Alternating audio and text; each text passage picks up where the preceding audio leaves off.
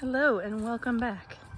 So my husband and I were just walking through our woods and we were determining where we were going to put the pigs this year.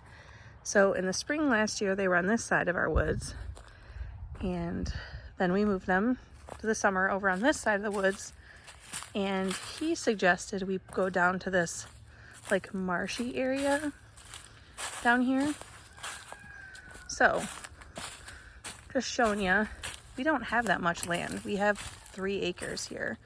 So you can raise pigs on 3 acres or way less than that. So they don't need that much. We're gonna do probably in the grassy area and maybe some of this under these trees. I'm not sure. Maybe like up the hill a little bit so they can have plenty of room.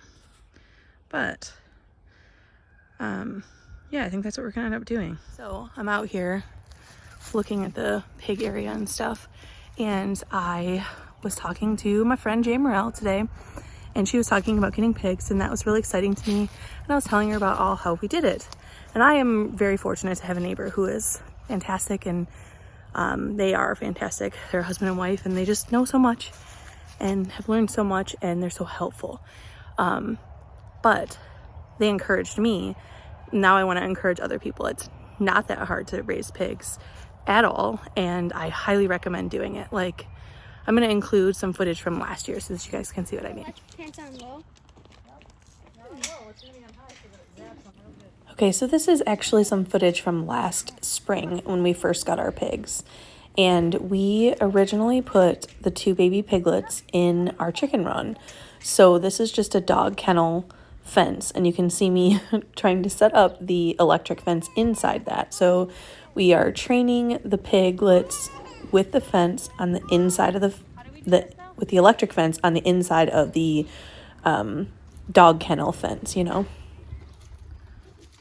I think my main goal in sharing this video on how we set everything up is to encourage people. So this is pretty simple, and how we did it is very primitive.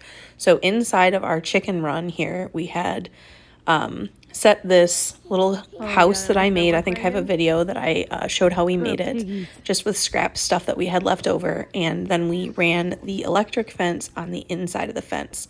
And then in the center of it, we had this hog panel that went across, and you can see it on the bottom of the screen there.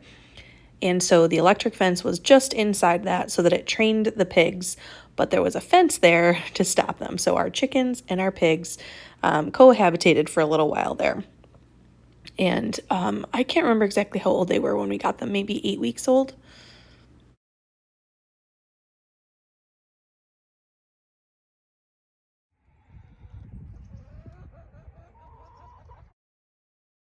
Now, I can't remember exactly how long we kept the pigs in this area here, but it worked really, really well.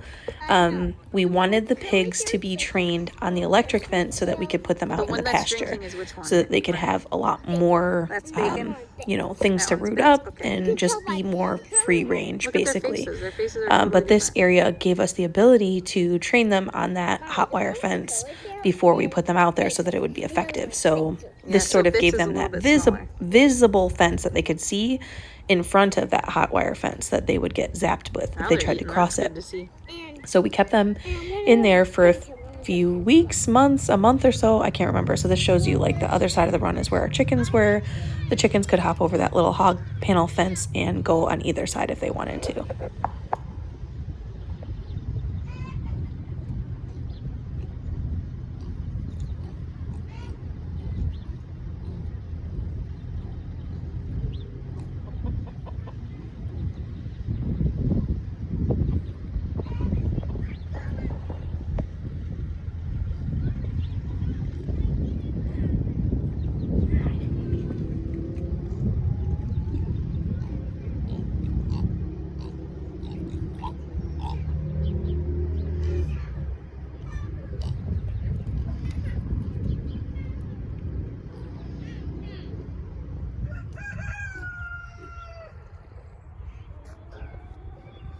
Which one's bacon again? The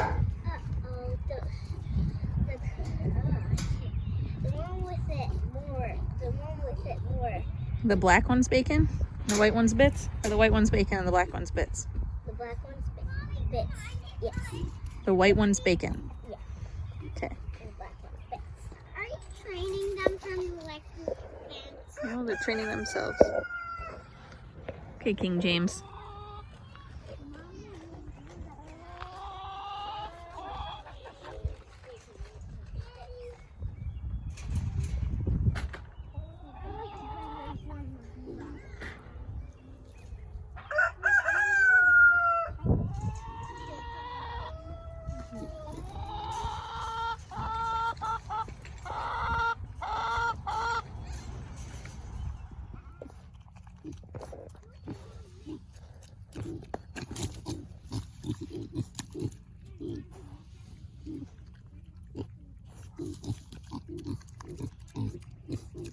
So this is just showing you that you'll see later in the video how we butchered these pigs to eat them, like we're raising them for meat. But you can see that we gave these pigs the best life possible. They were loved and cared for. They had all the best that they could have. And they really were, you know, treated very well. So very ethically raised pigs. They had the best life they could have had. Come on, big pigs. Come on, big pigs. Something stuck in your mouth? Oh, you are eating something. It's a rock.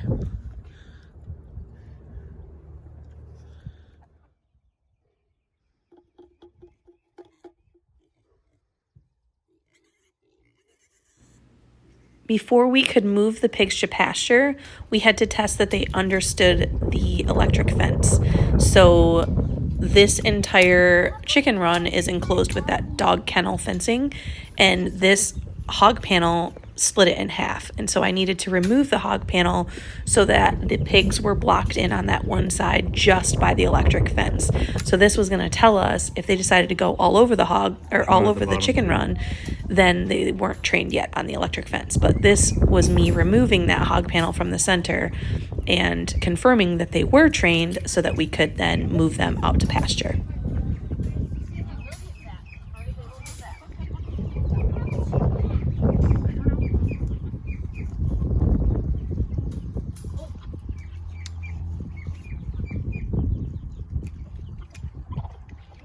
You're leaking a bunch of water in there.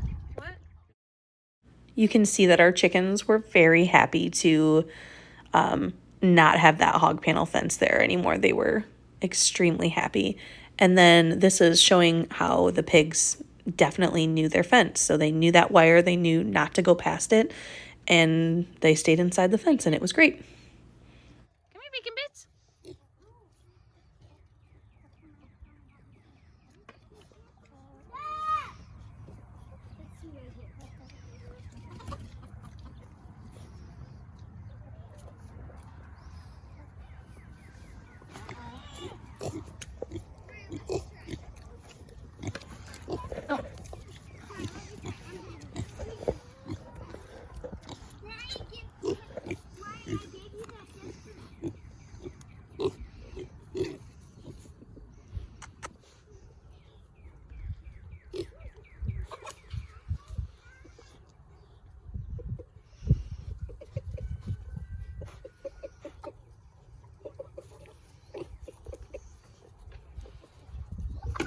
So we're running the electric fence around and coming up through here and then around there. So we have to clear out some of this brush to get the fence through.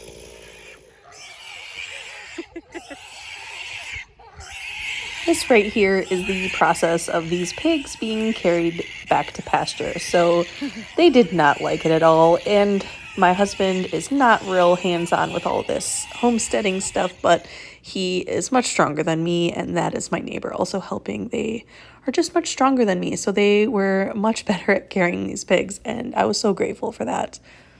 But now here you can see our pigs out in the pasture, in the woods. They are super happy. They have all kinds of things to root in and dig for, and they have their shelter, and they're totally content and living their best life. Come on, Bits.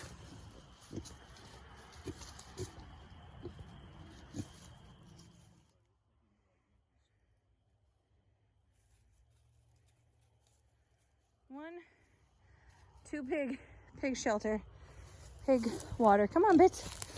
Come on. Come on, Bits.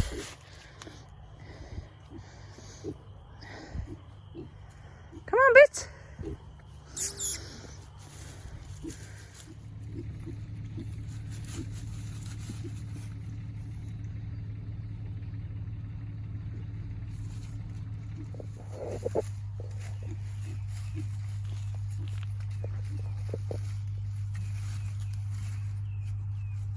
My neighbors were the ones who were super encouraging to me, and I also have several friends, 3, 4 friends who have raised pigs themselves, and all of them very encouraging to me on raising your own meat pigs.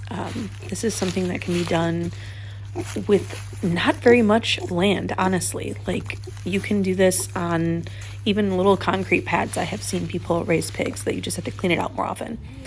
So I chose to put my pigs out in my woods so that I wouldn't have to do all that cleaning. So this became a very easy thing for me to manage, and I carried their feed out. I eventually ran a hose out there so that I could water them, and they were super happy, and it went super well. You can see that they had this electric fence, and they cleared out all of that land where their fence was.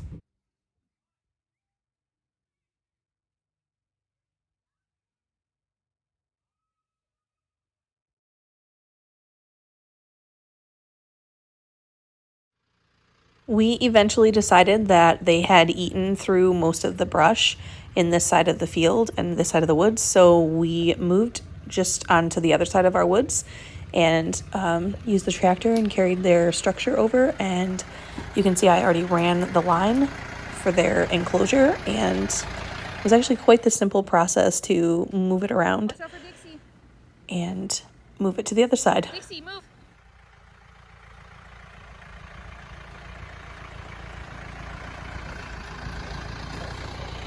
You're going here.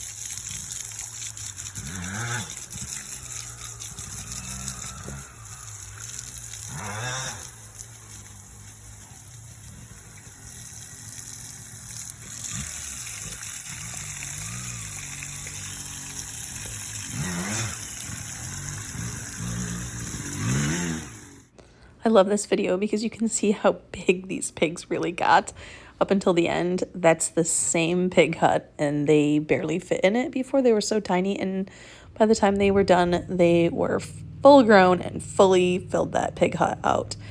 But you can see how much underbrush they had that they could eat, and just how much they could forage, and they were very happy, very healthy pigs.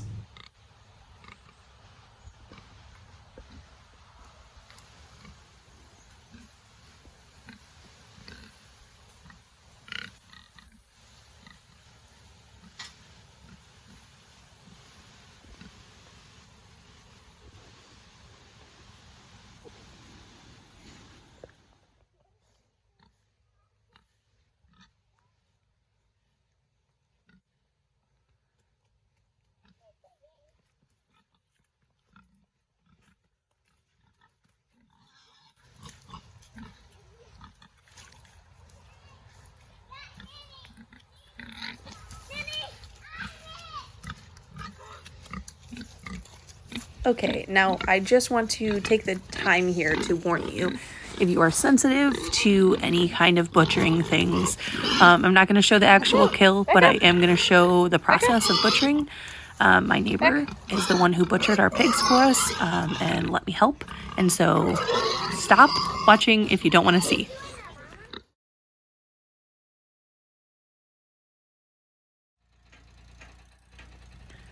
All right, like I said, my neighbor is the one who helped me butcher. And by help, I mean did the majority of the work. He definitely taught me as we went. And he was super patient, and he also offers classes for this kind of thing at his house. So it was a very interesting learning experience.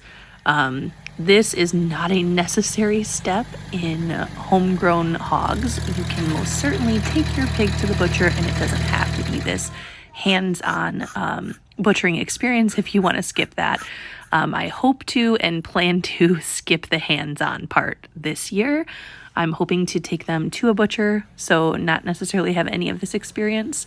And it's definitely still worth it.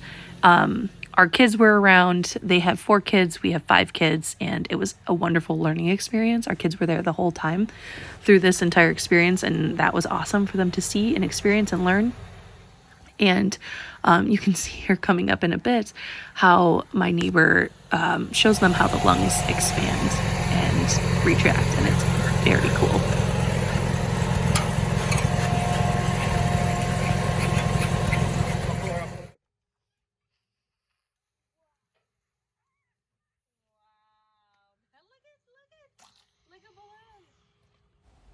How's that for homeschool hands-on?